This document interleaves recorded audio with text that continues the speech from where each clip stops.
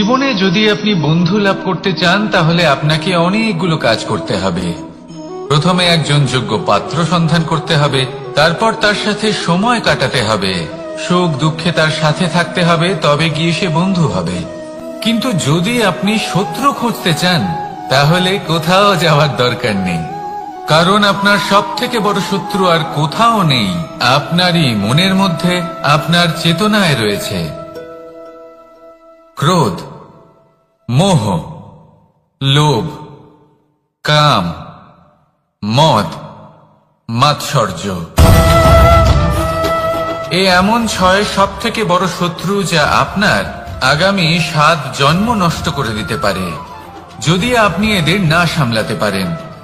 এবার এদের সাথে যদি যুদ্ধ করতে হয় তাহলে একটা মহাভারতের মতো দেখুন, যেখানে অর্জুনও আপনি আর কৃষ্ণও সেই আপনি। কারণ এই যুদ্ধ আর অন্য কারোর সাথে নয়, বরং নিজের সাথে। এগুলো অন্তর মনের যুদ্ধ, আর এটা জয় করা যেতে পারে নিয়ন্ত্রণ এবং অনবরত চেষ্টার দ্বারা। তাই এটাই করুন, এই 6 শত্রুকে পরাজিত করুন এবং আমার সাথে ভালোবেসে বলুন রাধা রাধা। বেশিরভাগ মানুষই এই কথা জানেন যে আমাদের শরীর 5টি তত্ত্ব দ্বারা নির্মিত, যাকে আমরা পঞ্চতত্ত্ব বলি: জল, অগ্নি, বায়ু, ধরিত্রী এবং আকাশ। এবার এই কথা আমরা সকলে জানি, কিন্তু এগুলোর সাথে কিছু গুণ জড়িয়ে রয়েছে যেগুলো আমরা দেখতে পাই না। যদি এই গুণগুলি আমরা আত্মসাৎ করতে শিখে যাই তাহলে সাক্ষাৎ পরমেশ্বরের দর্শন আমরা পেতে পারি। যদি কথা বলি প্রথম তত্ত্বের, জলের কথা, জল যা প্রত্যেক জ্বলনকে শীতলতা প্রদান করে। এই জলকে দেখুন, যা শুধু প্রবাহিত হতে জানে, থামতে জানে না। জল পাথরের সাথে সংঘর্ষ করতে জানে, যার পথে অনেক বাধা আসে, কিন্তু সে প্রবাহিত হতে থাকে। নিরাকার হলো এই জল, যে কোনো পাত্রেই রাখুন না কেন তার আকার ধারণ করে নেবে। এটাই হলো এর বিশেষত্ব এবং এটাই হলো আমাদের শিক্ষা। কিভাবে প্রবাহমান থাকতে হবে, কিভাবে আমাদের থামলে চলবে না, তাতে আমাদের পথের মধ্যে যতই যেরকমই সমস্যা আসুক না কেন, আমাদের এই জলের মতোই নিরাকার হয়ে যে কোনো পরিস্থিতিতেই প্রবাহমান থাকতে হবে। এই শিক্ষাই জলের থেকে লাভ করুন আর আমার সাথে ভালোবেসে বলুন রাধা রাধা। আলস্য আপনার আরো একটা অত্যন্ত বড় শত্রু, যা আপনার মনের মধ্যে বসবাস করে আর ধীরে ধীরে আপনার কার্য শরীরের একটা অংশ হয়ে ওঠে। সব কাজে দেরি করিয়ে দেয়, সবকিছু নষ্ট করে দিতে পারে এই আলস্য। এই কাজ আজকে হলো না, কোনো ব্যাপার নয়, কালকে করে নেব। প্রকৃতি আমাদের এটা শেখায় না। ভেবে দেখুন, যদি সূর্য এটা ভাবে যে কাল উদিত হব না, কিছুদিন পরে উদয় হব, তাহলে কি হবে? সমগ্র পৃথিবীর বিনাশ হয়ে যাবে, ঠিক কিনা? দেখুন, এই আলস্য নিয়ে খুব সুন্দর একটা কথা আছে, আলস্যস্য কুত বিদ্যা। অর্থাৎ যিনি অলস হয়ে বসে থাকেন তিনি বিদ্যা লাভ করেন না, জ্ঞান লাভ করেন না, আর জ্ঞান না থাকলে তিনি ধন অর্জন করতে পারেন না। তার জীবনে সুখ স্বাচ্ছন্দ্যের অভাব থাকে, বন্ধুর অভাব থাকে। যেখানে সুখ স্বাচ্ছন্দ্য নেই, মিত্র নেই, আপনজন নেই, জ্ঞান নেই, সেখানে আনন্দ কিভাবে বাস করতে পারে? সেই জন্য কথায় আছে, যিনি কর্ম করেন তিনি এই সংসারে যে কোনো সুখ স্বাচ্ছন্দ্য ভোগ করতে পারেন। তাই কর্ম করুন, সময়কে সম্মান করুন, আর এই আলস্যের উপর বিজয় লাভ করুন। আর আমার সাথে ভালোবেসে বলুন রাধা রাধা। পঞ্চতত্ত্বের মধ্যে দ্বিতীয় তত্ত্ব হল ধরণী, ভূমি, যাকে আমরা ধরণী মাতা বলি। এই ধরণী ধৈর্য ধারণ করে, আর এর উপরেই আমাদের সমগ্র সংসার নির্ভরশীল। কারণ এই ভূমি সহ্য ক্ষমতা রাখে, এর সহ্য ক্ষমতা হল অপরিসীম। সন্তান যতই আঘাত প্রদান করুক না কেন, প্রেম পূর্বক সহ্য করে আর তার বদলে অমূল্য রত্ন প্রদান করে। সন্তান যদি হাল চালায় তাহলে তার বদলে তাকে অন্ন প্রদান করে। এটাই হলো ধরনী। এবার এর থেকে আমরা কি শিক্ষা পেতে পারি? এটাই যে কারোর জন্য কিছু করা বা কাউকে কিছু দেওয়া মনে কোনো কামনা ছাড়াই। আর এই কথাটা বুঝে যান, যদি কারোর জন্য কামনা না রেখে বা কোনো পাওয়ার আশা না রেখে কারোর জন্য কিছু করেন বা কারোকে কিছু দেন, যদি এটা আপনি শিখতে পারেন তবে আপনি ভালোবাসতে শিখে গেছেন। আর সেই জন্যই এই ধরিত্রীকে মাতা বলা হয়। কারণ মাতা শুধু উনি নন যিনি গর্ভে সন্তানকে ধারণ করেন, মাতা তো উনিও যিনি জীবন বাঁচতে শেখান, যিনি জীবন বাঁচার উদাহরণ প্রদান করেন। তাহলে ধরনীর থেকে এই নিঃস্বার্থ ভাব শিখুন, নিঃস্বার্থ ভালোবাসা শিখুন, আর এই ভালোবাসার সাথেই বলুন রাধা রাধা। বায়ু পঞ্চতত্ত্বের মধ্যে তৃতীয় তত্ত্ব। কেউ একে সমীর বলে, আবার কেউ একে পবন বলে।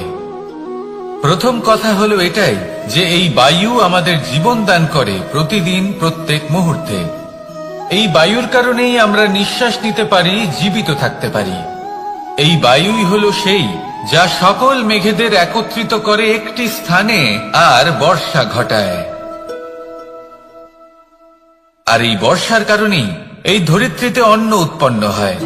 এই বায়ুকে দেখুন, কখনো এতটা সৌম্য যে আপনার কোনোই তফাৎ বোধ হয় না, আর কখনো কখনো এমন রূপ ধারণ করে ফেলে যে অনেক বড় বড় পর্বতের আকার পর্যন্ত বদলে ফেলে। এটাই হলো বায়ুর বিশেষত্ব। বায়ু শেখায় যে সময়ের সাথে সাথে বইতে থাকো, সকলকে জীবন দান করো, সকলকে সাহায্য করো, কিন্তু যখন বিপদ সামনে আসবে তখন দৃঢ় হয়ে সম্মুখীন হও।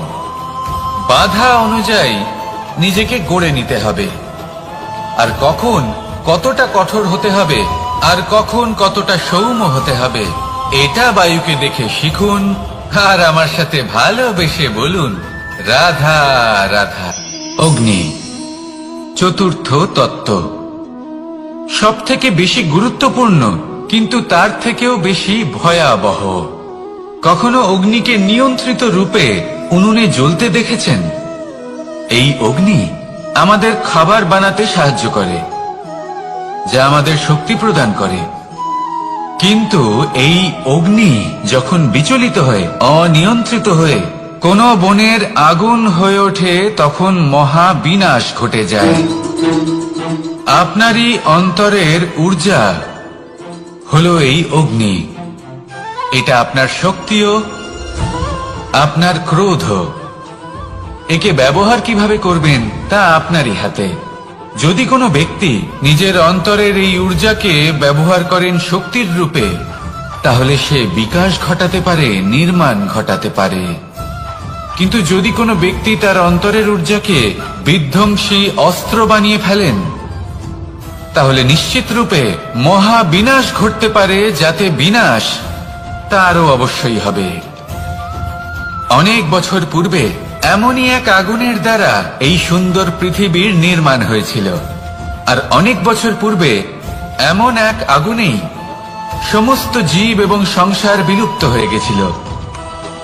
এবার আপনি আপনার অন্তরের ঊর্জা দ্বারা বিনাশ ঘটাতে চান নাকি নির্মাণ ঘটাতে চান, সেই সিদ্ধান্ত আপনারই।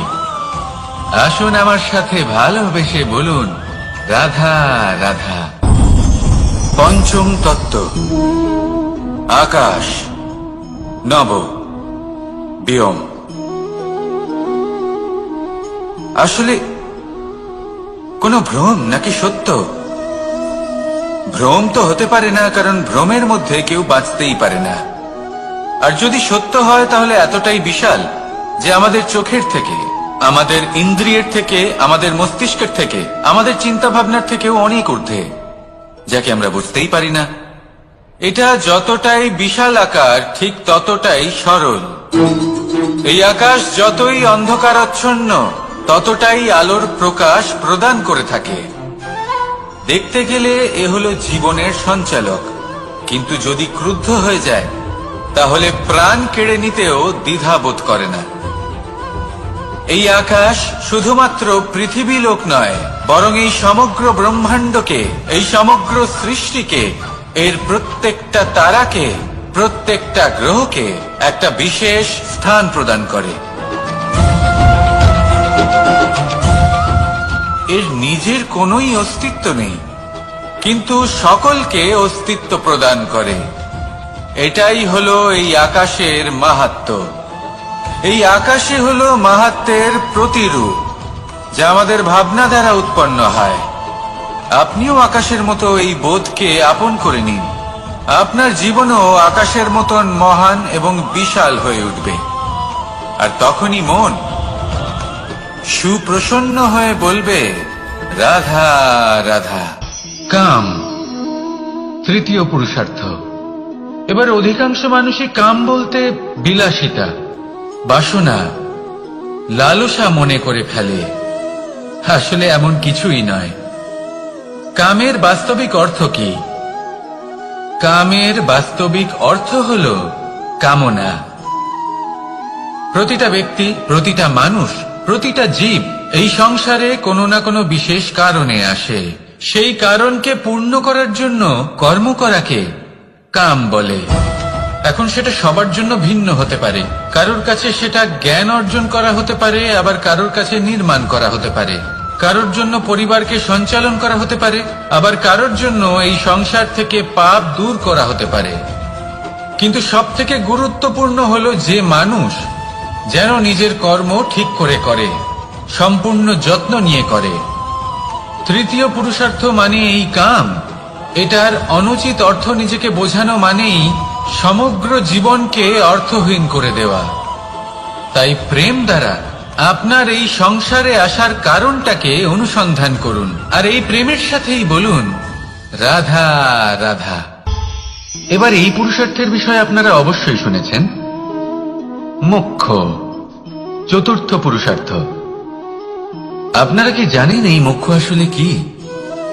ধর্ম, অর্থ, কামনার পালন করতে করতে মৃত্যু লাভ করা, এটাই কি মোক্ষ? না, মোক্ষ হলো সেটাই যা জন্ম এবং মৃত্যুর ঊর্ধ্বে। প্রত্যেক ব্যক্তি, প্রত্যেক জীবই সংসারে কোনো না কোনো বিশেষ প্রয়োজনে আসে।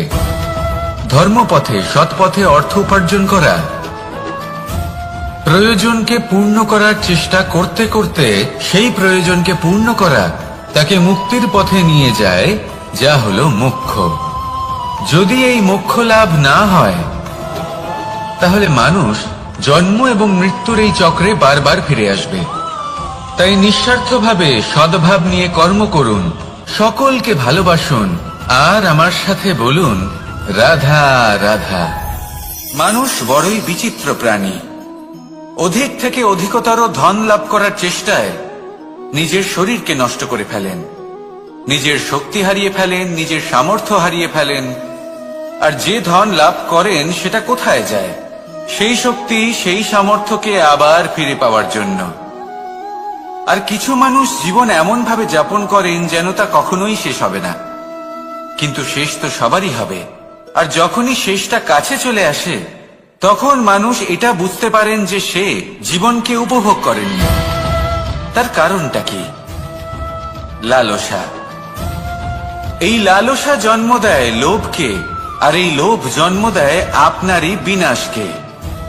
সেই জন্য আজ আপনার কাছে যা কিছু আছে, যেমনটা আছে, তার সাথে জীবন যাপন করুন, পূর্ণরূপে যাপন করুন। আপনার কাছে যতই ধন, শক্তি, মান থাকুক, তা সবার মধ্যে ভাগ করতে শিখুন। ভাগ করলে ভালোবাসা বাড়ে, আর এই ভালোবাসা দ্বারা জীবন আরো সুখময় হয়ে ওঠে। তাহলে আসুন আর আমার সাথে ভালোবেসে বলুন, রাধা রাধা। মন। জীবনে যখনই কোনো বস্তু বা সুখ স্বাচ্ছন্দ্য অধিক মাত্রায় আপনার কাছে চলে আসে, তখন নিজেকে শ্রেষ্ঠ মনে করার একটা প্রবণতা দেখা যায়, যা হয় আত্মবিশ্বাসে পরিণত হয়, নয়তো অহংকারে। এবার আত্মবিশ্বাস আর অহংকারের মধ্যে অনেক বড় পার্থক্য রয়েছে। আমি এটা করতে পারি, আমি ওটাও করতে পারি, এ হলো আত্মবিশ্বাস। শুধুমাত্র আমি এটা করতে পারি, শুধুমাত্র আমি ওটাও করতে পারি, আমি হলাম সর্বশ্রেষ্ঠ, এটা হলো অহংকার। এবার এই অহংকার এর ধ্বনি অনেক দূর প্রবাহিত হয়, আর এর প্রহার সর্বপ্রথম আপনাকে বিপর্যস্ত করে। এবার এই অহংকার এর বিপরীত শব্দ হলো বিনয়, অর্থাৎ নিজের ঊর্ধ্বে উঠে অন্যের বিষয় ভাবনা চিন্তা করা, সংসারের বিষয় ভাবা। এই বিনয়ী হবার চেষ্টা করুন, একের থেকে অনেক হওয়ার চেষ্টা করুন এবং একসাথে থাকার চেষ্টা করুন। নিশ্চিত রূপেই আপনি বিকাশের কারণ হবেন। মত্ততা থেকে নিজেকে দূরে রাখুন, অহংকার থেকে নিজেকে দূরে রাখুন। এই মন প্রসন্ন হয়ে বলবে রাধা রাধা। জীবনে যখন কোনো ব্যক্তি নিজের লক্ষ্য প্রাপ্তির জন্য নিরন্তর পরিশ্রম করতে থাকেন, চেষ্টা করতে থাকেন, তখন তিনি কষ্ট অনুভব করেন, কখনো শারীরিক কষ্ট, কখনো মানসিক কষ্ট। এবার উনি এটা ভাবতে থাকেন যে আমি কি উচিত করছি নাকি অনুচিত করছি, কারণ অন্যদিকে এমন একজন ব্যক্তিও আছেন যিনি একদমই পরিশ্রম চেষ্টা করছেন না। তিনি মদিরা পান করেন, বিলাসিতায় জীবন কাটান, অলস প্রকৃতির হয়ে ওঠেন, নিদ্রাতে বিলীন হয়ে থাকেন আর ভাবেন যে তিনি সুখ লাভ করছেন। কিন্তু এরকম কেন হয়? কারণ যখন আমরা সৎ পথে থাকি, উচিত পথে চলি, লক্ষ্য প্রাপ্ত করার জন্য চেষ্টা করতে থাকি, তখন আমাদের ভেতরে থাকা নেতিবাচক শক্তি এবং পাপ এই দেহকে ত্যাগ করে দেয়। আর এই অনুভূতিটাই আমাদের দুঃখের অনুভূতি দেয়, কষ্ট দেয়। এবার সেখানে যদি আমরা কুপথে চলি, অনুচিত পথে চলতে থাকি, তাহলে আমাদের ভেতরে থাকা পুণ্য এবং ধনাত্মক শক্তি আমাদের দেহ ত্যাগ করে দেয়। আর এই অনুভূতির কারণেই আমরা সুখ অনুভব করি। কিন্তু কখনো ভাববেন যে এই সুখ বেশি সময় পর্যন্ত থাকে না। সেই জন্য সবসময় মনে রাখবেন, যদি আপনি জানেন যে এটাই আপনার লক্ষ্য, এটাই উচিত পথ, শুভ পথ, তাতে নিরন্তরভাবে এগিয়ে যেতে চেষ্টা করতে থাকুন। এই কষ্ট আপনাকে সুখের পরাকাষ্ঠায় কখন পৌঁছে দেবে তা আপনি জানতেই পারবেন না। আসুন আমার সাথে ভালোবেসে বলুন রাধা রাধা। ঈর্ষা আমাদেরই মনে বসবাস করা আরো একটা শত্রু। তবে এই শত্রু কখনো কখনো আমাদের জন্য লাভদায়কও হতে পারে, কিন্তু যদি আমরা সতর্ক না থাকি তাহলে সেটা ততটাই ঘাতক হয়ে উঠতে পারে। যদি আপনার কোনো প্রতিদ্বন্দ্বী থেকে থাকে যে এগিয়ে চলেছে, তাকে দেখে আপনার মনে ঈর্ষা উৎপন্ন হয়, আর ঈর্ষাবশত আপনি নিরন্তর চেষ্টা করতে থাকেন, পরিশ্রম করতে থাকেন সামনে এগোনোর জন্য, তাহলে তার দ্বারা আপনার বিকাশই হবে। কিন্তু যদি আপনি নিজের বিরোধীকে শেষ করতে দেওয়ার জন্য অগ্রসর হন, তাকে বিনাশ করার জন্য অগ্রসর হন, তাহলে এই ঈর্ষা প্রথমে আপনার বিনাশ অবশ্যই করবে।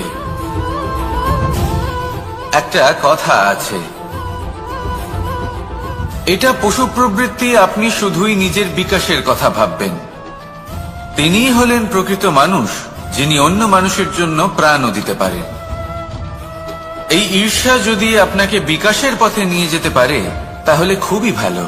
যদি আপনাকে অন্য কাউকে বিনাশ করে দেওয়ার পথে অগ্রসর করে, তাহলে তার থেকে দূরে থাকাই ভালো।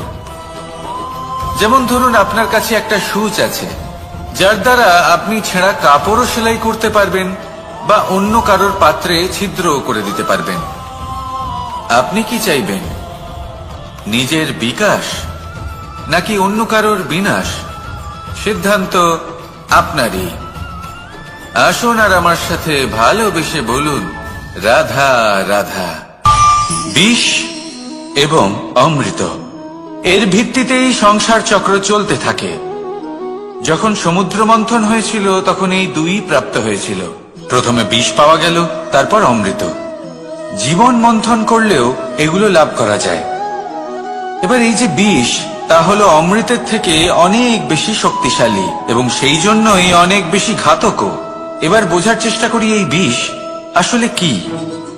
যে কোনো বস্তু বা কোনো ভাব যদি মাত্রার থেকে বেশি পরিমাণে আপনার কাছে থাকে, প্রয়োজনের থেকে বেশি আপনার কাছে থাকে, তাহলে সেটা আপনার কাছে বিষ সমান হতে পারে। তা সে ধন হোক, শক্তি হোক, সম্মান হোক, ইত্যাদি ইত্যাদি। যদি আপনার কাছে এমন কিছু থেকে থাকে যা মাত্রার থেকে বেশি পরিমাণে আপনার কাছে আছে, তাহলে তাকে ভাগ করতে শিখুন। যদি আপনি ভাগ করতে শিখে যান, তাহলে এই বিষই আপনার জন্য অমৃতে পরিণত হবে, আর তাদের কাছেও অমৃত সমান হয়ে উঠবে যাদের এই সাহায্যের প্রয়োজন। তাহলে ভাগ করে নিতে শিখুন, আর আমার সাথে ভালোবেসে বলুন, রাধা রাধা। কোনো বাড়িতে, কোনো পরিবারে যখন কারোর জন্ম হয়, তখন তা কত সুখের মুহূর্ত হয়। সেই ছোট্ট সন্তান যখন কিছুটা বড় হয়, সে হাঁটার চেষ্টা করে, আর সেই প্রক্রিয়াতেও খুব বড় একটা শিক্ষা লুকিয়ে রয়েছে, ঠেলে দেওয়া। যখন আপনি হাঁটতে চান, সামনে এগোতে চান, তখন আপনি কি করেন? নিজের পায়ের তলার যে মাটি, তাকে আপনি পেছনে ঠেলে দেন। ব্যাস, এই একই জিনিস তো জীবনেও শিখতে হবে। এবার যদি আপনি জ্ঞানের পথে অগ্রসর হতে চান, তাহলে অজ্ঞানতাকে পেছনে সরিয়ে দিতে হবে। যদি আপনি প্রকাশের দিকে এগোতে চান, তাহলে অন্ধকারকে পেছনে সরিয়ে দিতে হবে। যদি আপনি ভবিষ্যতে সফল হতে চান, তাহলে অতীতের যে অসফলতাগুলিকে পেছনে সরিয়ে দিতে হবে। যে জল বইতে বইতে থেমে যায়, তাকে আমরা নালা বলে থাকি। তার থেকে দুর্গন্ধ বের হয়। কিন্তু যে জল বইতেই থাকে, তাকেই আমরা পবিত্র জল বলি। তাহলে আপনিও কর্ম করতে থাকুন, কখনো থামবেন না। আর আমার সাথে ভালোবেসে বলুন, রাধা রাধা। যোগাসন। যোগাসনে আসন অত্যন্ত গুরুত্বপূর্ণ। এবার আমি বলবো সবথেকে শ্রেষ্ঠ আসন কোনটি। আশ্বাস। নিজেকে আশ্বস্ত করতে থাকুন যে আমি আছি, সব ঠিক হবে, যা হচ্ছে ভালোর জন্য হচ্ছে। এই আশ্বাস আপনাকে জীবনে এমন ধনাত্মক বিশ্বাস দেবে যে আপনি বড় বড় সমস্যার সমাধান করতে পারবেন। এবার যদি কথা বলি সবথেকে কঠিন সময়ের, তাহলে সেটা হলো বিচ্ছেদের। যা মা সীতাকে সহ্য করতে হয়েছে শ্রীরামের জন্য, রাধা কৃষ্ণকেও সহ্য করতে হয়েছে। যে ব্যক্তি বিচ্ছেদের সময় সঠিক পথে চলে এসেছে, সে জীবনে অনেক শ্রেষ্ঠ স্থানে অবশ্যই পৌঁছতে পারবে। এবার যদি কথা বলি সবথেকে জরুরি এবং গুরুত্বপূর্ণ সময়, তাহলে সেটা হলো সংযোগ। সকলকে সাহায্য করতে থাকুন। আপনি অন্যদের সাহায্য করে তাদের যত আনন্দ দিতে পারবেন, ততটাই আনন্দ আপনারও জীবনে অবশ্যই আসবে। আসুন আর আমার সাথে ভালোবেসে বলুন, রাধা রাধা। কামবোধ, এটাই আপনার অন্তরের প্রথম শত্রু। বেশিরভাগ মানুষই কামবোধ বলতে লালসা বোঝেন, কিন্তু এটা সম্পূর্ণ সত্য নয়। কামের আসল অর্থ হল কামনা। এটা খুবই সহজ ব্যাপার। মনুষ্য শরীর থাকলে, মানুষের মন থাকলে এই কামনা অবশ্যই থাকবে। এবার এটাই দেখতে হবে যে এই কামনা নেতিবাচক কামনা নাকি ইতিবাচক কামনা। অন্য কারোর জিনিসে নজর দেওয়া, অন্য কোনো মানুষের উপর নজর দেওয়া, কোনো অনুচিত বস্তুর দিকে নজর দেওয়া, এই নেতিবাচক কামনা। আর এই দুষ্কামনা মানুষকে দিয়ে অপকর্ম করাবেই করাবে। তাই মনে রাখবেন, যে ব্যক্তি নিজের কামনাকে নিয়ন্ত্রণে রাখতে পারেন, তিনি সঠিক পথেও থাকেন, সঠিক লক্ষ্যে পৌঁছতেও পারেন। যিনি কামনা নিয়ন্ত্রণে রাখতে পারেন না, তিনি তার পথও হারিয়ে ফেলেন এবং লক্ষ্যচ্যুতও হন। তাই মনে রাখবেন, নিজের কামনাগুলিকে নিয়ন্ত্রণে রাখুন। কাম নামক এই শত্রুর ওপর বিজয় লাভ করুন। আর আমার সাথে ভালোবেসে বলুন, রাধা রাধা। ক্রোধ, আপনার অন্তরের আরো একটা শত্রু। এই ক্রোধ আসলে কি? আপনার মনের এক ভাবনা, যা আপনার মনেই উৎপন্ন হয়। এই মন আত্মার সাথে যুক্ত থাকে। এখন একটা ভাবনা যা আত্মার সাথে যুক্ত থাকে, তাকে অনুচিত কেন বলা হয় সেটা বোঝার চেষ্টা করুন। ক্রোধ কখনো কখনো জরুরি হয়, বিশেষ রূপে তখন যখন আপনি সঠিক পক্ষে দাঁড়িয়ে রয়েছেন এবং সামনের ব্যক্তি অধর্মের পক্ষে রয়েছেন আর বিনম্রভাবে মানছেন না। যেমন শ্রীরাম ক্রুদ্ধ হয়েছিলেন সাগরের ওপর, ওটা উচিত ছিল, আর তা ততক্ষণই উচিত যতক্ষণ আপনি ক্রোধকে নিয়ন্ত্রণ করছেন। যদি ক্রোধ আপনাকে নিয়ন্ত্রণ করতে শুরু করে তাহলে পরিস্থিতি এমনও হতে পারে, ধরুন একজন ব্যক্তির প্রতি ক্রোধের কারণে আপনি তার ক্ষতি করতে চান। আপনি একটা কয়লা হাতে নিলেন, আর সেই কয়লা সামনের ব্যক্তির ক্ষতি করার পূর্বে আপনার হাত জ্বালিয়ে দেবে। ব্যাস, ক্রোধ এটাই করে, সর্বপ্রথম আপনার ক্ষতি করে, আপনার বিবেক হরণ করে নেয়, আপনি আপনার নিয়ন্ত্রণ হারিয়ে ফেলেন আর সবকিছু নষ্ট হয়ে যায়। বেশিরভাগ মানুষ ক্রোধে এমন সিদ্ধান্ত নেন যে সেটা তাদেরই বিনাশের কারণ হয়ে দাঁড়ায়। আর কিছু মানুষ বলেন যে আমাদের জীবনে এত যন্ত্রণা আছে, এত সংকট আছে যে ক্রোধ উৎপন্ন হবেই। আর এরকম সময় এটাই উচিত হবে যে আপনি নিজেকে ক্রোধের থেকে দূরে রাখুন আর তারপর সমস্যার নিবারণ করুন। আর এই নিবারণই আপনার জীবনকে একটা শ্রেষ্ঠ স্তরে পৌঁছে দেবে। তাহলে ক্রোধ থেকে দূরে থাকুন, সুপ্রসন্ন থাকুন, আর আমার সাথে ভালোবেসে বলুন রাধা রাধা। লোভ আপনার অন্তরের আরো একটা শত্রু। দেখতে গেলে এটা একটা শব্দ, একটা সংস্কৃত শব্দ, লব ধাতু থেকে উৎপন্ন হয়েছে। এর অর্থ কিছু লাভ করা। কিছু লাভ করা অনুচিত নয়, আরো কিছু লাভ করাও অনুচিত নয়, কিন্তু সব থেকে বেশি আমিই লাভ করব, আমি আরো চাই, আরো বেশি চাই, আরো বেশি পেতে চাই, এটাই হলো লোভ। আর এই লোভ যখন গ্রাস করে তখন আপনি যা পেতে চান, সে ধনই হোক বা মানই হোক, তা অর্জন করার জন্য মানুষ যে কোনো স্তরে পৌঁছে যেতে পারে। যদি মানুষ ধন অর্জন করতে চান তাহলে তার জন্য তারা অধর্মের পথেও চলতে পারেন। যদি সম্মান অর্জন করতে চান তাহলে অন্য মানুষকে ছোটও করতে পারেন। শেষ পর্যন্ত আপনার এটা মনে হতে পারে যে যদি একটু অল্পই প্রাপ্ত করতাম কিন্তু ভালোবেসে প্রাপ্ত করতাম, এই জীবন আরো অনেক বেশি সুখী হতো। লোভ আপনার জীবনে, আপনার মনে কখন যে প্রবেশ করবে সেটা আপনি জানতেও পারবেন না। তাই এটা চিনতে শিখুন আর তৎক্ষণাৎ জীবন থেকে বাইরে ফেলে দিন। যা কিছু লাভ করতে চান তা ভালোবেসে লাভ করুন, আর সেই ভালোবাসার সাথেই বলুন রাধা রাধা। মোহ আপনার অন্তরের আরো একটা শত্রু। এবার মানুষ প্রেম আর মোহের মধ্যে পার্থক্য বুঝতে পারে না। কিছু মানুষ ভাবে যে মোহর মধ্যে খারাপ কি আছে।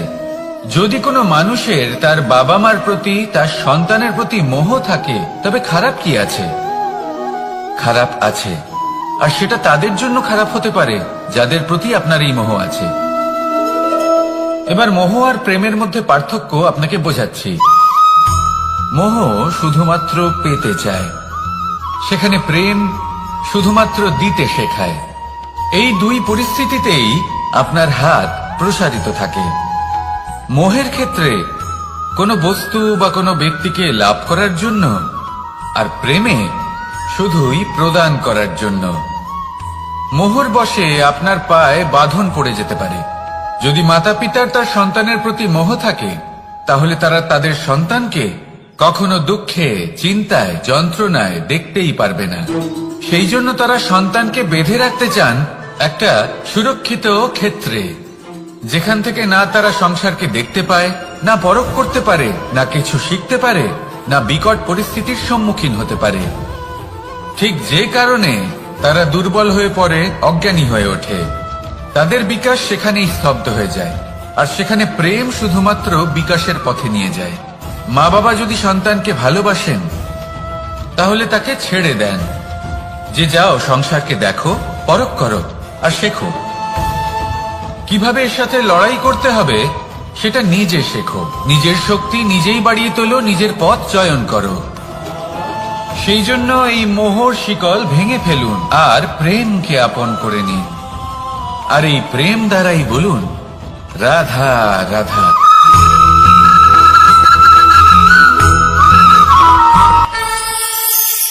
একবার একটা শেয়াল বনে বিচরণ করছিল।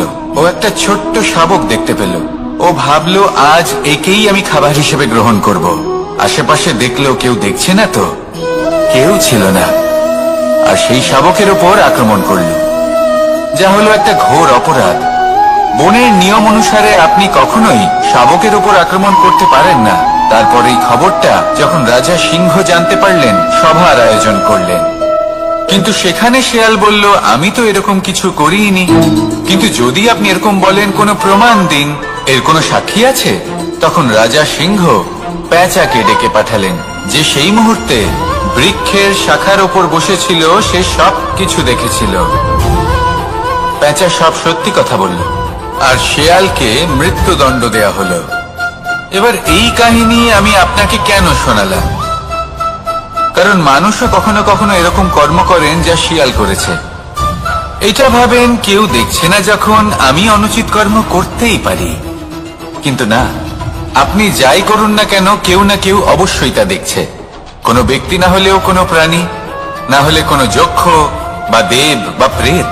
যদি এনারা কেউ না দেখেন, তাহলে ধরিত্রী মাতা দেখেন, যেখানে দাঁড়িয়ে আপনি সেই কর্ম করছেন, তাই না? তাই একটা কথা সবসময় মনে রাখবেন, কে দেখছেন কে দেখছেন না সেই বিষয়ে ভাবা ছেড়ে দিন। এটা খুব সহজ কথা। আপনি যদি উচিত কর্ম করেন, উচিত ফল পাবেন। যদি অনুচিত কর্ম করেন, তাহলে আপনি অনুচিত ফল অবশ্যই পাবেন। সেই জন্য উচিত পথে চলতে থাকুন, উচিত কর্ম করতে থাকুন, আর আমার সাথে ভালোবেসে বলুন, রাধা রাধা। জীবনে যদি আপনি বন্ধু লাভ করতে চান, তাহলে আপনাকে অনেকগুলো কাজ করতে হবে। প্রথমে একজন যোগ্য পাত্র সন্ধান করতে হবে, তারপর তার সাথে সময় কাটাতে হবে, সুখ দুঃখে তার সাথে থাকতে হবে, তবে গিয়ে সে বন্ধু হবে। কিন্তু যদি আপনি শত্রু খুঁজতে চান, তাহলে কোথাও যাওয়ার দরকার নেই। কারণ আপনার সব থেকে বড় শত্রু আর কোথাও নেই, আপনারই মনের মধ্যে, আপনার চেতনায় রয়েছে। ক্রোধ, মোহ, লোভ, কাম, মদ, মাৎসর্য।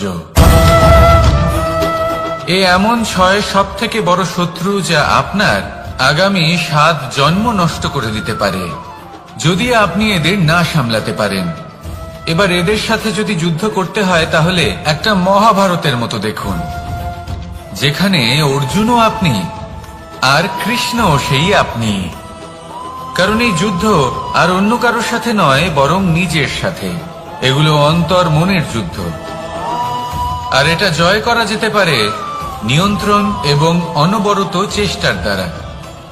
তাই এটাই করুন, এই 6 শত্রুকে পরাজিত করুন এবং আমার সাথে ভালোবেসে বলুন, রাধা রাধা। বেশিরভাগ মানুষই এই কথা জানেন যে আমাদের শরীর 5টি তত্ত্ব দ্বারা নির্মিত, যাকে আমরা পঞ্চতত্ত্ব বলি: জল, অগ্নি, বায়ু, ধরিত্রী এবং আকাশ। এবার এই কথা আমরা সকলে জানি, কিন্তু এগুলোর সাথে কিছু গুণ জড়িয়ে রয়েছে, যেগুলো আমরা দেখতে পাই না। যদি এই গুণগুলি আমরা আত্মসাৎ করতে শিখে যাই, তাহলে সাক্ষাৎ পরমেশ্বরের দর্শন আমরা পেতে পারি। যদি কথা বলি প্রথম তত্ত্বের, জলের কথা, জল যা প্রত্যেক জ্বলনকে শীতলতা প্রদান করে। এই জলকে দেখুন, যা শুধু প্রবাহিত হতে জানে, থামতে জানে না। জল পাথরের সাথে সংঘর্ষ করতে জানে, যার পথে অনেক বাধা আসে, কিন্তু সে প্রবাহিত হতে থাকে। নিরাকার হলো এই জল, যে কোনো পাত্রেই রাখুন না কেন, তার আকার ধারণ করে নেবে। এটাই হলো এর বিশেষত্ব, এবং এটাই হলো আমাদের শিক্ষা।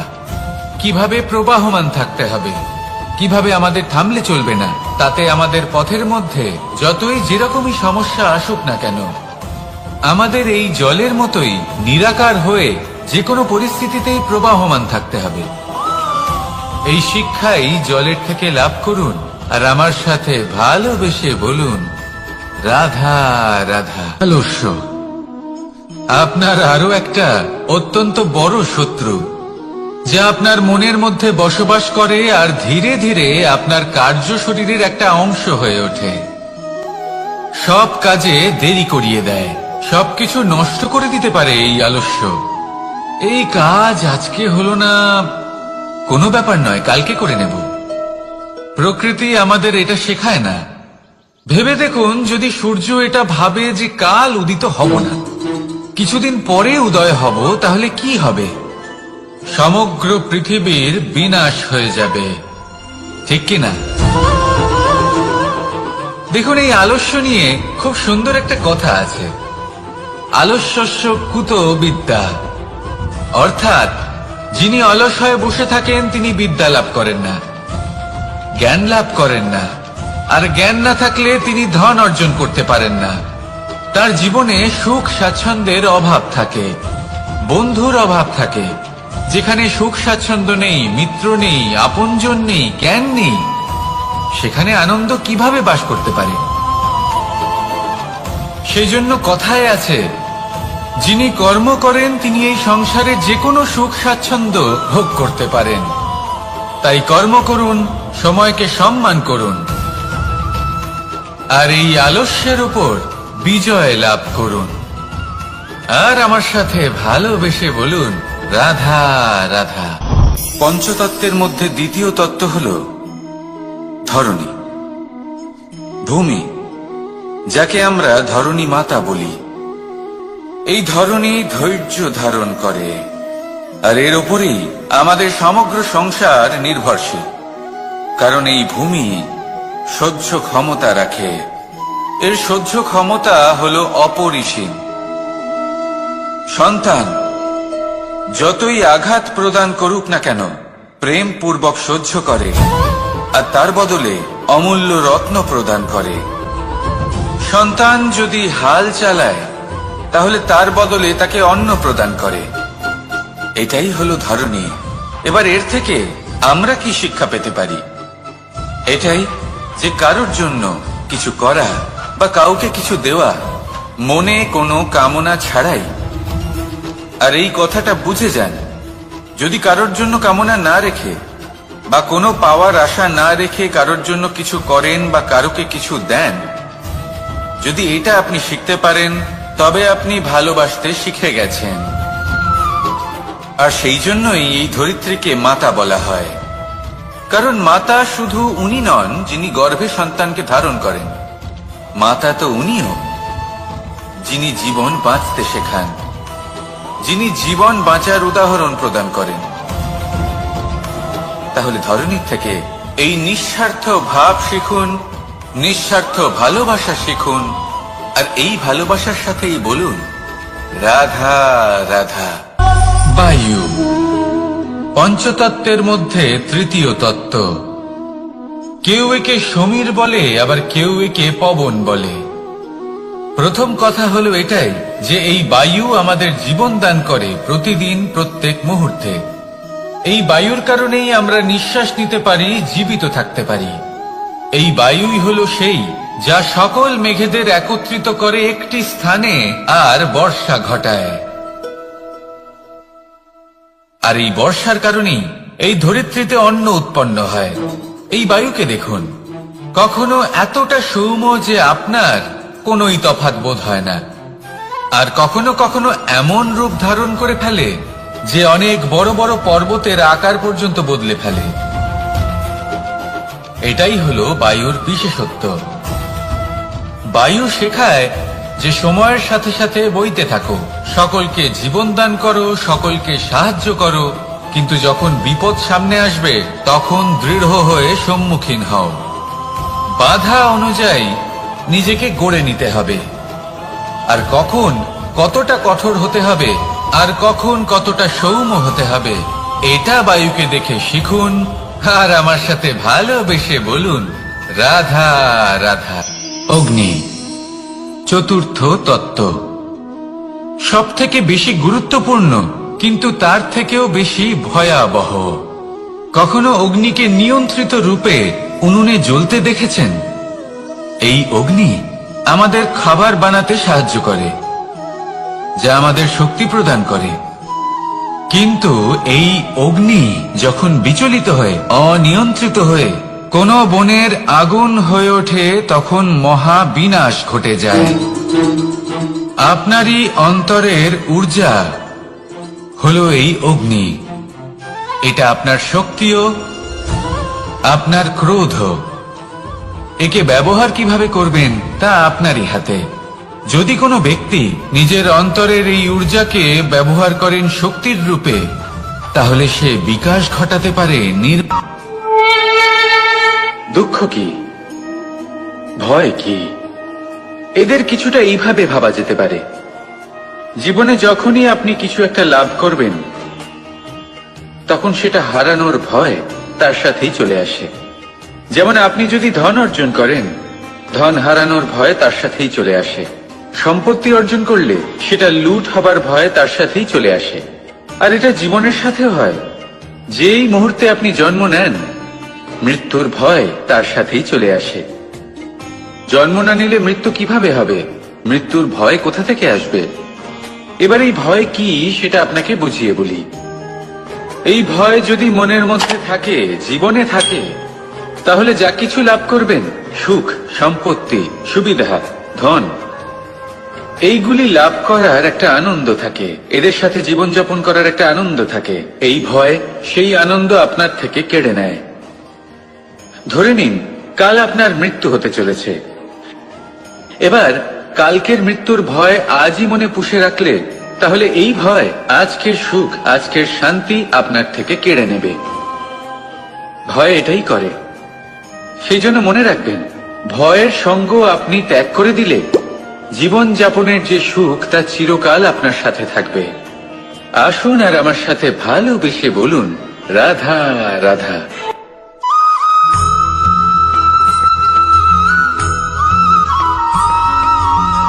নারী জন্মসূত্রে কারোর কন্যা, ধর্মসূত্রে কারোর পত্নী, আর কর্মসূত্রে কারোর মা। আমাদের মনে এই ছবি আঁকা রয়েছে একজন নারীকে নিয়ে, তাই না? একটা অতুলনীয় ভূমিকা রয়েছে নারীদের আমাদের জীবনে, আর নারী ছাড়া আমরা কিছুই নই। কিন্তু অধিকার, সেখানে আমরা একটা ভুল করে বসি। যখন নারী একজন কন্যা থাকে, যখন সে জন্ম নেয়, তখন তার উপর অধিকার থাকে তার পিতার। আর তারপর যখন বিয়ে হয়ে যায়, তখন তার অস্তিত্বের উপর অধিকার থাকে তার স্বামীর। আর যখন তিনি মা হন, তখন নিজেই তিনি জীবনের সমস্ত অধিকার দিয়ে দেন তার সন্তানকে। কিন্তু আমরা কি কখনো এটা ভেবেছি, এই জীবন হলো তার নিজের? যে নারী সবার কল্যাণ করছেন, তার জীবনের অধিকারও তার কাছেই থাকা উচিত, তাই না? তার নিজের জীবনের সিদ্ধান্ত সে নিজেই নিতে পারেন, নিজেই নিজের ভাগ্যের রচয়িতা হতে পারেন। আর এর জন্য আমাদের নিজেদের পাল্টাতে হবে, দৃষ্টিভঙ্গি পাল্টাতে হবে। কারণ এই ধারণা সেটা আজ বা কালকের ব্যাপার নয়, এটা ঘটে চলেছে বহু বছর ধরে, আর চলতেই থাকবে যদি আমরা এটা না বদলাই। আর এটা তখনই সম্ভব হবে যখন আমরা নিজেদের মধ্যে পরিবর্তন আনব। তাই আজকের পর থেকে, এই মুহূর্ত থেকে, কোনো নারীর ওপর অকারণ অধিকার স্থাপনের আগে সহস্রবার ভেবে দেখবেন। কারণ যখন নারী নিজের অধিকার কেড়ে নিতে বাধ্য হবেন, তখন শুধু এবং শুধুমাত্র বিনাশই ঘটবে। রাধা রাধা।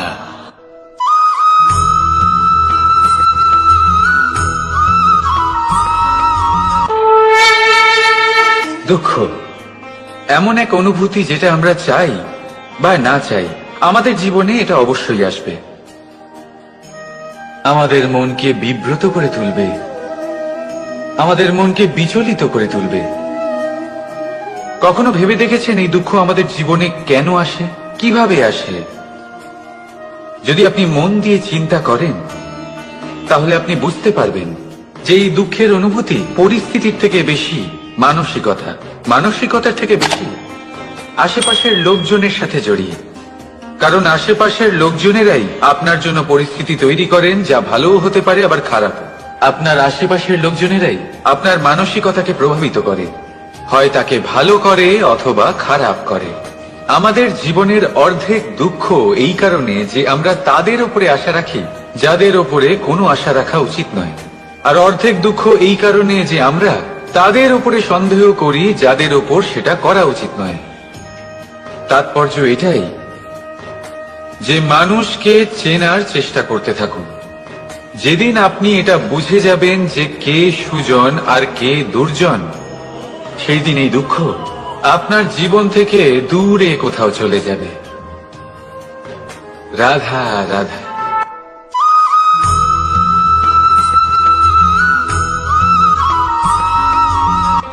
প্রেম এই সংসারে এসেছিল এই সংসারকে প্রেমের শিক্ষা দেওয়ার জন্য, এই জীবনের সুখের অনুভূতি আসলে কি তা শেখানোর জন্য। কিন্তু যদি সত্যি কথা বলি, তো আমি নিজেই প্রতিদিন প্রেমের নতুন নতুন স্বরূপ দেখতে পাই, প্রেমের একটা নতুন অনুভূতি প্রত্যেক নতুন দিনে। আর তার কারণ হলো এই প্রেম অনন্ত, এ হলো দৈব। প্রেম হলো এই সংসারের সব থেকে বড় ঢাল এবং সব থেকে বড় অস্ত্র। এই প্রেম ছাড়া না কোনো ন্যায় হয় আর না কোনো শাস্ত্র, না জীবন আছে আর না অন্ত। এবার যদি এই প্রেম মনের মধ্যে বাস করতে শুরু করে, তাহলে কখনো কোনো সমস্যাই হবে না, আর যদি হয়েও থাকে তাহলে তা স্থায়ী হবে না। এই প্রেম কি না করতে পারে? এই প্রেম সমস্ত সমস্যা মিটিয়ে ফেলতে পারে, আপনার মনের মধ্যে অহংকারকেও বিনাশ করে দিতে পারে, আপনাকে সাক্ষাৎ ঈশ্বরের সাথে দেখা করাতে পারে। তাই প্রেমের দ্বারা প্রয়াস করতে থাকুন, এই সংসারের প্রত্যেক মানুষকে, প্রত্যেক বস্তুকে, প্রত্যেক জীব জন্তুকে ভালোবাসবেন। আর এই প্রেমের দ্বারাই বলুন রাধা রাধা।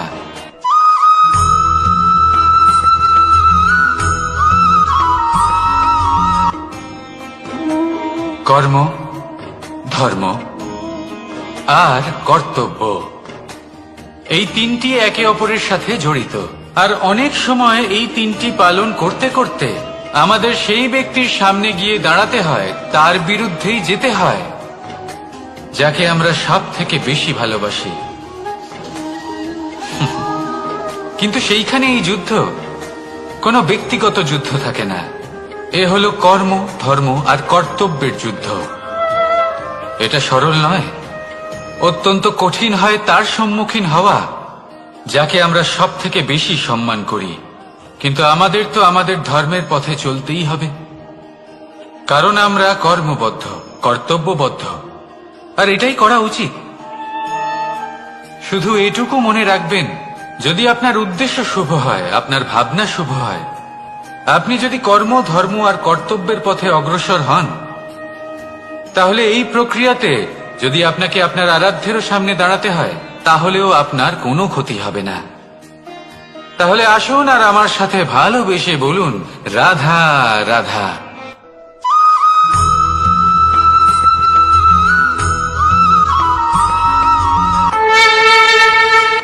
আপনি কি কখনো কোনো জলের ধারা দেখেছেন? তার সামনে যতই মাটি থাকুক না কেন, যতই কাদা থাকুক না কেন, যখন এই জলের ধারা বইতে আরম্ভ করে দেয়, তখন এই কাদাকে নিজেই ধুয়ে নিয়ে যায়। ওই কাদাকে ধুয়ে দেয় এবং নিজের পথ নিজেই তৈরি করে নেয়। তাহলে আপনিও এরকম জলের মতো হয়ে উঠুন। যদি হয়ে উঠতে পারেন, তাহলে নিজের মনে, নিজের ভাবনার, নিজের জীবনের যত অনাবশ্যক তত্ত্ব আছে, অনুপযোগী অংশ রয়েছে, অর্থাৎ অপরিষ্কার অংশ রয়েছে, তা নিজে থেকেই নির্মল হয়ে উঠবে। আর যেরকম জলের ধারা কখনো থেমে থাকে না, সব সময় বয়ে চলে, সেইভাবে আপনিও কখনোই থামবেন না। সবসময় বয়ে চলুন, এগোতে থাকুন। পথে যদি অনেক বিপদ আসে, সমস্যা আসে, থামবেন না, তার উপর নিরন্তর প্রহার করুন, নিরন্তর প্রয়াস করুন আর অগ্রসর হন। আপনি ভেবে দেখুন, এই জলের ধারা কখনো থেমে থাকে না, সবসময় বয়ে চলে, বিপদের সম্মুখীন হয়ে তাকে সাথে বয়ে নিয়ে চলে। সেই জন্য জলের ধারা, প্রবাহমান এই ধারা, এর থেকে কখনো দুর্গন্ধ আসে না, এতে কখনো ময়লা জমতে পারে না, বরং পালিত হয় সুন্দর প্রাণবন্ত জীবজন্তু, যেমন সুন্দর ছোট মাছ। তাই আপনিও এটাই করুন, কখনো থামবেন না, শুধু চলতে থাকুন, জলের ধারার মতো বইতে থাকুন। আপনি আপনার লক্ষ্য অবশ্যই খুঁজে পাবেন, আর তার সাথে নিজের অন্তরের যে মালিন্য রয়েছে, তা আপনি নিজেই নিজের থেকে দূরে করে দেবেন। তাহলে আসুন আর আমার সাথে ভালোবেসে বলুন রাধা রাধা।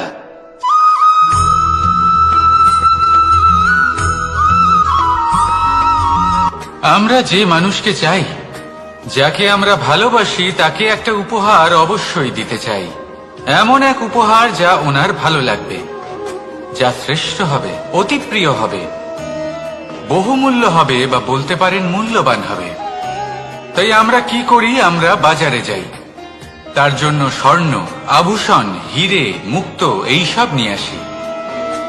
কিন্তু এটাই কি সর্বশ্রেষ্ঠ উপহার? কখনোই না। সর্বশ্রেষ্ঠ উপহার হলো স্বাধীনতা, তাকে নিজের মনের মতো বাঁচার স্বাধীনতা। যদি আপনি কাউকে স্বাধীনতা না দিতে পারেন, তাহলে সে কোথাও না কোথাও বন্দী হয়ে যায়, তার বিকাশ কোথাও না কোথাও আটকে যায়। কিন্তু যদি আপনি কাউকে স্বাধীনতা দিতে পারেন, তাহলে আপনি দেখবেন ও সমস্ত সংসারকে, এই জীবনকে নিজের দৃষ্টিভঙ্গি দিয়ে দেখবে, বুঝবে যে কোনটা হলো উচিত আর কোনটা হলো অনুচিত। আর এটাই হলো সর্বশ্রেষ্ঠ। আর এবার যদি কাউকে স্বাধীনতার মাধ্যমে এত বড় একটা শক্তি দিতে পারেন, তাহলে আপনি আমাকে বলুন, এর থেকে বড় উপহার আর কি হতে পারে? আসুন আর আমার সাথে ভালোবেসে বলুন, রাধা রাধা।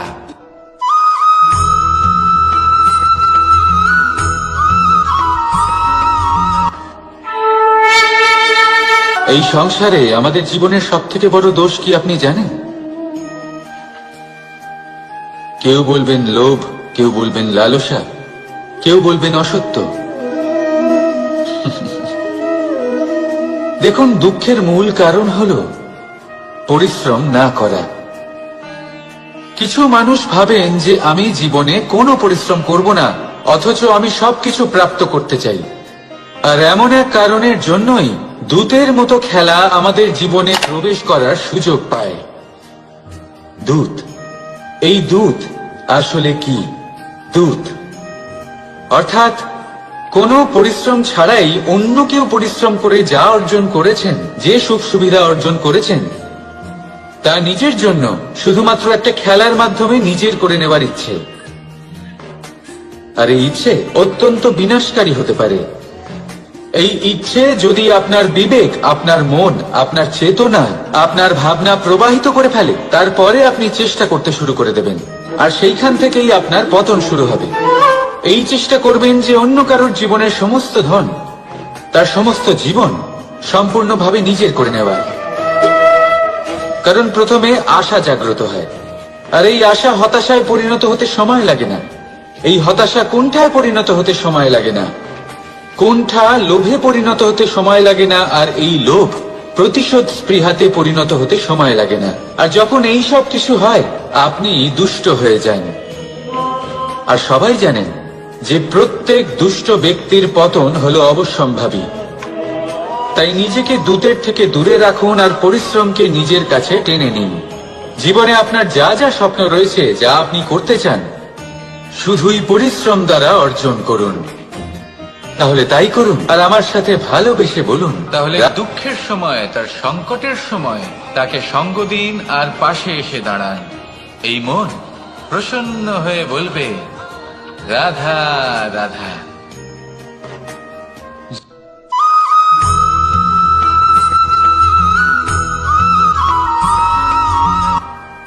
জীবনে এমন কিছু কাজ রয়েছে যা আপনাকে একাই করতে হয়, আর এমন কিছু কাজ রয়েছে যা আপনাকে একসাথে মিলে করতে হয়, একজোট হয়ে, সঙ্গবদ্ধ হয়ে। এবার সঙ্গবদ্ধ বলতে কি বোঝাতে চাইছি? আমি তাদের কথা বলছি না যারা বাস্তবিকভাবে একে অপরের সাথে কাজ করেন। আমি তাদের কথা বলছি যারা একে অপরের থেকে দূরে থেকেও একে অপরকে বিশ্বাস করেন। আমি আগেও বলেছিলাম, সমস্ত বিশ্বের আশা বিশ্বাসেই বসবাস করে, তাই না? তাই যেখানে সমস্ত বিশ্ব আছে, সমস্ত সংসার আছে, সেইখানেই বিশ্বাস রয়েছে। তাই আপনার আশেপাশে এমন দল সঙ্গবদ্ধ করুন যাদের আপনার ওপর বিশ্বাস আছে আর যাদেরকে আপনি বিশ্বাস করতে পারেন। তাহলে আসুন আর আমার সাথে ভালোবেসে বলুন, রাধা রাধা।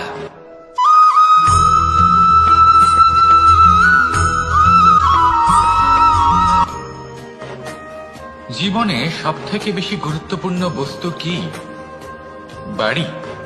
বাহন, সোনা, ধন।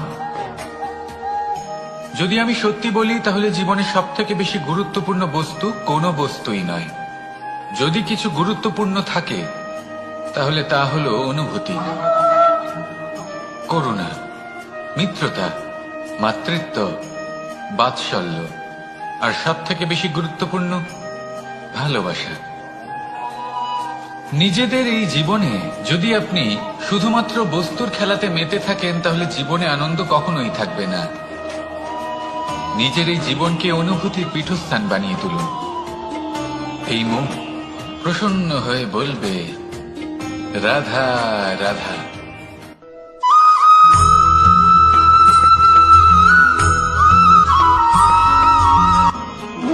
আপনি কখনো কোনো সাধারণ পাখি দেখেছেন?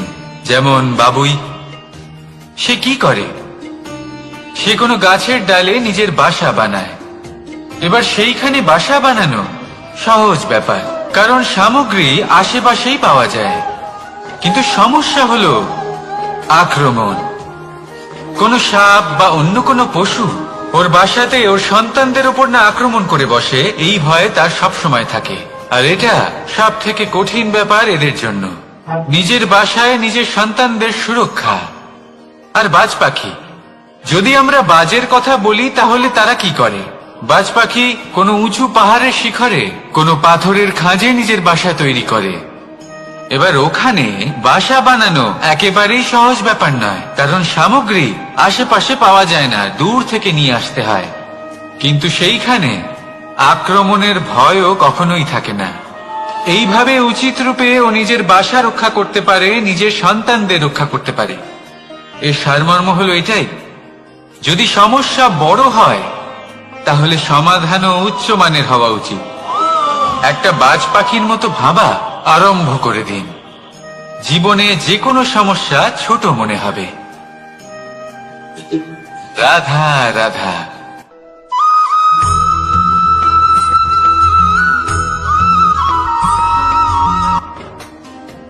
যখনই কোনো ঘূর্ণিঝড় আসে, কোনো প্রলয়ে আসে, তখন দেখবেন তা কত বৃহৎ প্রভাব ফেলে, কত বড় বিনাশ ঘটায়, বিধ্বংস সৃষ্টি করে। যখন বন্যা আসে তখন কত গভীর প্রভাব ফেলে, কত সর্বনাশ ঘটায়। নদীর পাড়ও ভেঙে বয়ে নিয়ে যায়। সেখানে কোনো গাছকে দেখুন, শান্তভাবে দাঁড়িয়ে থাকে, চুপ করে, আর নিজের কাজ করে, ছায়া প্রদান করে, ফল প্রদান করে, কোনো শব্দ না করেই নীরবে কর্ম করে। যদি নদীর কথা বলি, নদী যখন বয়ে চলে খেতে জল প্রদান করে, বনস্পতিদের প্রাণ প্রদান করে, আমাদের পানীয় জল দেয়। এত মহান কাজ করে কোনো শব্দ না করে, নীরবতার সাথে। এ হলো এক শিক্ষা যে এই সংসারে যারাই মহান কর্ম করেন তারাই নীরব থেকে সেই কর্ম করতে থাকেন, কারণ ওনারা জানেন যে গুরুত্বপূর্ণ প্রচার নয় বরং কর্ম। আর যারা রুদ্রের সাথে থাকেন, কোলাহল করেন, তারা শুধুমাত্র ধ্বংসই করেন। এবার আপনি মৌন থেকে শুধুমাত্র কর্ম করে মহান হতে চান, নাকি রুদ্রের সাথে থেকে বিধ্বংস ঘটাতে চান? সিদ্ধান্ত আপনারই। আসুন আর আমার সাথে ভালোবেসে বলুন, রাধা রাধা।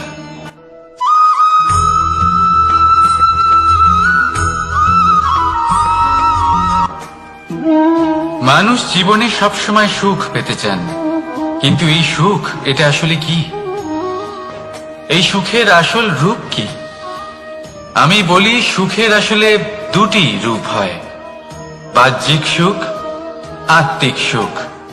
আর এটা ঠিক তেমনই হয় যেরকম আমাদের শরীরের সাথে জড়িত ছায়া আর আমাদের শরীরের মধ্যে বসবাসকারী আত্মার। যদি ছায়ার কথা ভেবে দেখেন তাহলে বুঝতে পারবেন আমাদের শোবার সময় ভোরবেলা এই ছায়া অনেক বড় হয়ে যায়। যখন এই সূর্য মাথার উপরে চলে আসে তার তাপ বেড়ে যায়, তখন এই ছায়া ছোট হয়ে যায়। আর যেই অন্ধকার নেমে আসে এই ছায়া আপনার সঙ্গ ত্যাগ করে। এরকমই হয় বাহ্যিক সুখ। আর এবার কথা বলি আমাদের শরীরের মধ্যে বসবাসকারী এই আত্মা। এই আত্মা কখনো আমাদের সঙ্গ ত্যাগ করে না, সব সময় আমাদের সাথে জড়িয়ে থাকে। এরকমই হয় আত্মিক সুখ, যা সব সময় আমাদের সাথে থাকে।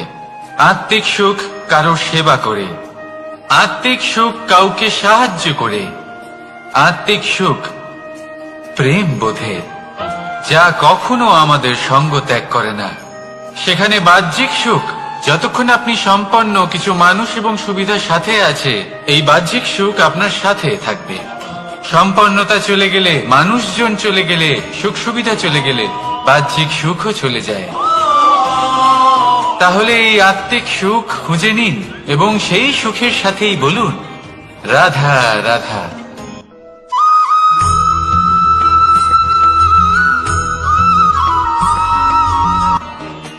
আপনি জীবনে কি হবেন সেটা আপনার পরিশ্রম, আপনার নিরন্তর প্রয়াস আর আপনার নির্বাচিত দিশার উপর নির্ভর করে না।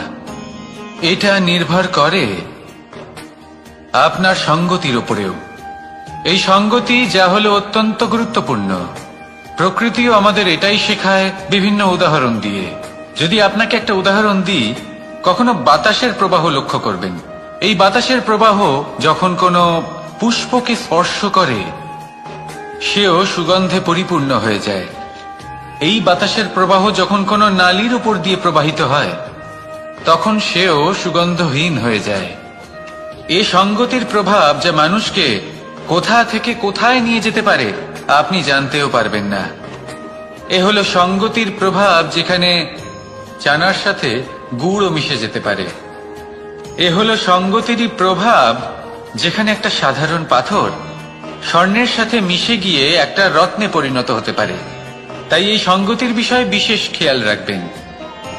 আপনি কার সাথে মিশছেন, কি বলছেন, কি শিখছেন, আপনার অস্তিত্বের উপর তাদের কি প্রভাব পড়ছে সব লক্ষ্য করবেন। আর আমার সাথে ভালোবেসে বলবেন রাধা রাধা।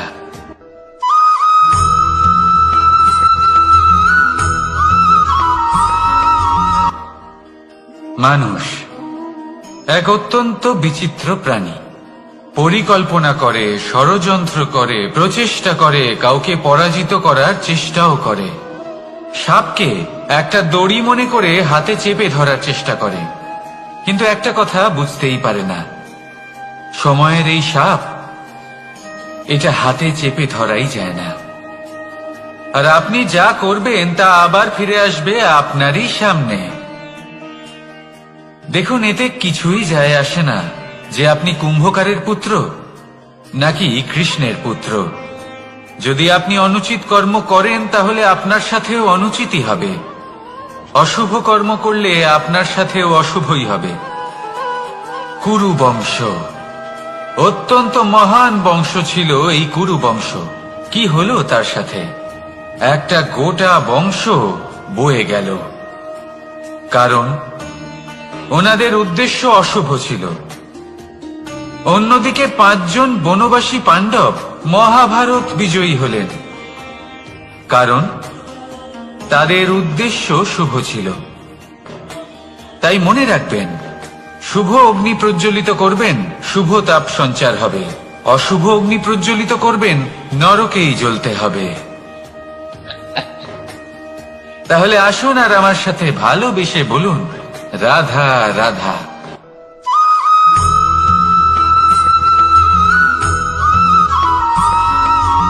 অগ্নি চতুর্থ তত্ত্ব, সব থেকে বেশি গুরুত্বপূর্ণ, কিন্তু তার থেকেও বেশি ভয়াবহ। কখনো অগ্নিকে নিয়ন্ত্রিত রূপে উনুনে জ্বলতে দেখেছেন? এই অগ্নি আমাদের খাবার বানাতে সাহায্য করে, যা আমাদের শক্তি প্রদান করে। কিন্তু এই অগ্নি যখন বিচলিত হয়ে, অনিয়ন্ত্রিত হয়ে কোন বনের আগুন হয়ে ওঠে, তখন মহা বিনাশ ঘটে যায়। আপনারই অন্তরের ঊর্জা হলো এই অগ্নি। এটা আপনার শক্তিও, আপনার ক্রোধ। একে ব্যবহার কিভাবে করবেন তা আপনারই হাতে।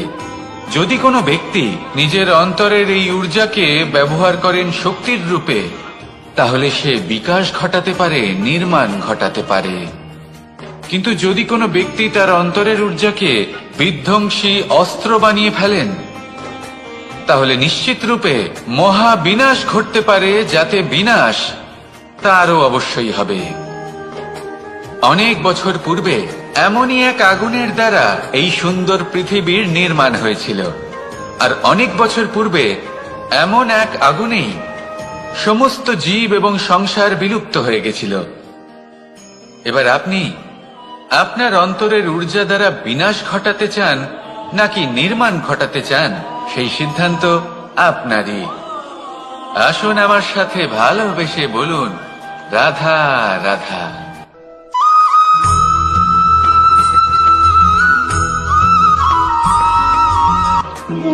মানুষ জীবনে সবসময় শিখরে পৌঁছতে চায়, অনেক উঁচুতে উঠতে চায়, আর তার জন্য তারা কি না করে, পরিকল্পনা করে, ষড়যন্ত্র করে, প্রার্থনা করতে থাকে, আবার কারোর কাছে সাহায্যও চায়। কিন্তু এত কিছু করা সত্ত্বেও অনেক সময় মানুষ শিখরে পৌঁছতে পারে না। যদি পৌঁছেও যায় তাও খুব তাড়াতাড়ি নিচে নেমে আসে। এর কারণ কি? একটা উদাহরণ দিয়ে বোঝানো যাক। এই হলো ময়ূর পেখম, আর এই হলো পাথর। যদি এই পেখমকে হাওয়ায় ছুঁড়ে দিই তবে ও উড়তে থাকে, কিন্তু এই পাথর অতি শীঘ্রই মাটিতে নেমে আসে। এর কারণ কি? ভার। এই পাথর হলো ভারী, আর এই শিক্ষাই আমাদের গ্রহণ করতে হবে। ঠিক এইভাবেই যদি আমাদের মন দ্বন্দ্ব আর অহংকার দ্বারা পরিপূর্ণ হয়ে থাকে, তাহলে তা কখনোই শিখরে পৌঁছবে না। পৌঁছে গেলেও খুব শীঘ্রই মাটিতে নেমে আসবে। তাই এই মনকে হালকা করতে শিখুন, অহংকারকে, এই হিংসাকে ত্যাগ করুন।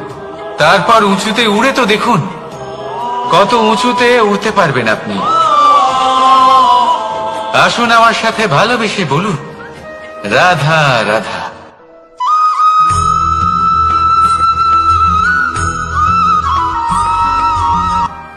কখনো কখনো এমন হয় আমরা আমাদের বাড়ির উঠোনে বীজ বপন করি, আর তা বিকশিত হয় একটা সুন্দর বৃক্ষে। তার শাখাগুলি প্রতিবেশীর বাড়ি পর্যন্ত পৌঁছয়। ফলের বর্ষণ প্রতিবেশীর বাড়িতেও হয়ে থাকে, আর আমরা ভাবি গাছ আমরা উৎপন্ন করব আর ফল খাবেন আপনারা। এই কেমন কথা হলো? আপনাকে এই কথা বুঝতে হবে যে এসব হলো ভৌতিক বস্তু, সাংসারিক বস্তু। কখনো নিজের বাড়ির বাগানে ভালোবাসার গাছ বপন করে দেখুন, তার শাখাও প্রতিবেশীর বাড়ি পর্যন্ত পৌঁছবে, ফলের বর্ষণ সেখানেও হবে। কিন্তু সেই ফল চাইতে আপনাকে যেতে হবে না, সেই ফল দ্বিগুণ মাত্রায় আবার আপনার কাছেই ফিরে আসবে। তাই নিজের বাড়িতে আর নিজের মনে ভালোবাসার গাছ উৎপন্ন করুন।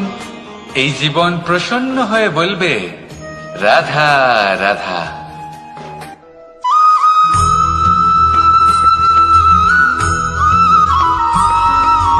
আজ আমি আপনাকে এমন এক গল্প শোনাবো যা আমার নন্দ বাবা আমাকে শুনিয়েছিলেন যখন আমি ছোট ছিলাম।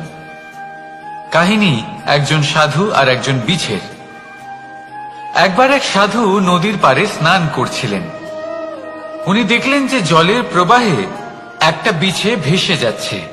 তার প্রাণ বাঁচানোর জন্য উনি তাকে তুলে নদীর পাড়ে রাখার চেষ্টা করলেন, কিন্তু যেই সেই বিছেকে উনি হাতে তুললেন, সেই বিছে ওনাকে কামড়ে দিল। সাধু আবার চেষ্টা করলেন, সেই বিছেকে হাতে নেওয়াতে সে আবার তাকে কামড়ে দিল। আরো একবার চেষ্টা করাতে ওনার শিষ্য ওনাকে জিজ্ঞেস করল, এ আপনি কি করছেন গুরুদেব? এসব কি হচ্ছে? আপনি তারই প্রাণ বাঁচানোর চেষ্টা করছেন যে আপনাকে কামড়ে দিচ্ছে।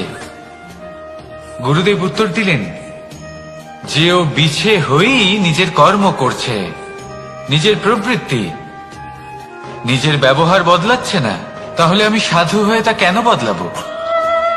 এর তাৎপর্য হলো সরল, যে সংসারে কিছু মানুষ আছেন যারা হয়তো খারাপ, দুষ্ট প্রকৃতির, আর হয়তো তারা কখনোই বদলাবেন না, কখনোই কোনো পরিবর্তন আসবে না। কিন্তু তার মানে এই নয় যে আমরা আমাদের কর্ম করা ছেড়ে দিই, আমরা আমাদের প্রচেষ্টা ছেড়ে দেব। আগে না, আমাদের তো করতেই হবে, কারণ ইতিহাস সাক্ষী আছে যে এই চেষ্টা এই সংসারের ধারাকেও বদলে দিতে পারে। তাহলে আপনিও আসুন আর আমার সাথে ভালোবেসে বলুন, রাধা রাধা।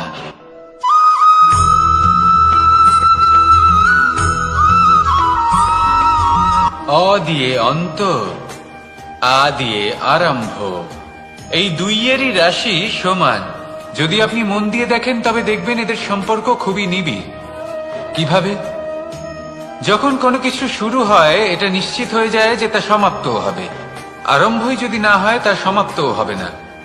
যা আরম্ভ হয়েছে তার সমাপ্তি হলো অবশ্যম্ভাবী। এটাই হলো প্রকৃতির নিয়ম, একে এড়ানো যায় না। এবার এই কথা আমরা সকলে জানি।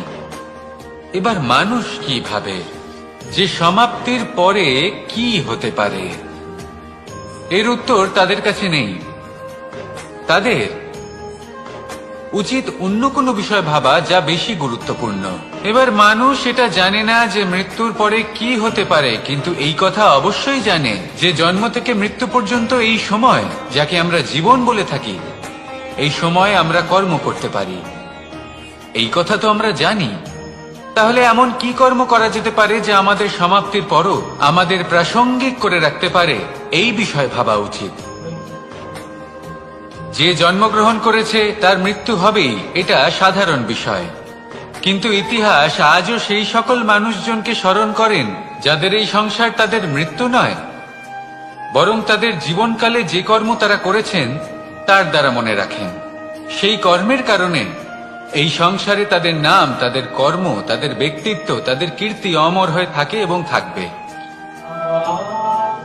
আপনার কাছে এতটা সময় নেই যতটা আপনার মনে হচ্ছে আপনার কাছে আছে।